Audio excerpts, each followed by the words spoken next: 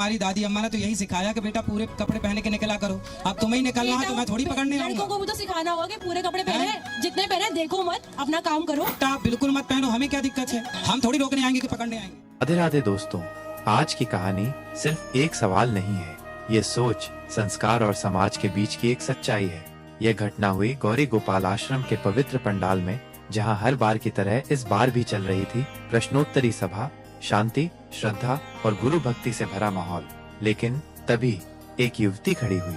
चेहरे पर आत्मविश्वास था और आंखों में सवाल। उसने नम्रता से महाराज अनिरुद्ध आचार्य जी को प्रणाम किया और कहा, महाराज जी, पूरे और मर्यादित कपड़े पहनने का नियम सिर्फ लड़कियों पर ही क्यों लागू होता है? लड़कों को क्यों नहीं समझाया जाता? पूरा पंडाल एक पल को शांत हो गया। लोगों की निगाहें उस लड़की पर टिक गईं। कुछ सहमत थे, कुछ चौंक गए, पर गुरुजी मुस्कुराए। महाराज जी बोले, बेटी, ये सवाल तुम्हारा नहीं बल्कि तुम्हारे अंदर बैठे फिल्मी विचारों का है। लड़की को ये बात चुभी।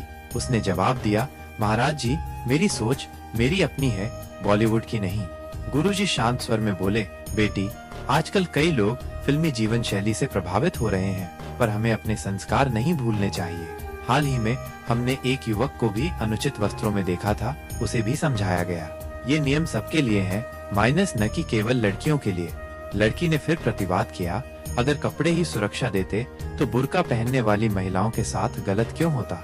गुरुजी ने गहरी बात कही, बेटी, सही कहा तुमने। सुरक्षा केवल कपड़ों से नहीं आती, परंतु हमारी मर्यादा, हमारी गरिमा, हमारे संस्कार, ये हमें कपड़ों से झलकते हैं। हमें कपड़े पहनने का तरीका हमारी दादी नानी ने सिखाया है। मर्यादा का अर्थ प्रतिबंध नहीं, समझदारी है। लड़की ने कहा, मर्यादा तो आंखों में होती है, कपड़ों में नहीं। लेकिन फिर उसने स्वीकार किया, पर मैं ये मानती हूँ कि कपड़े परिस्थिति और स्थान के अनुसार होने चाहिए।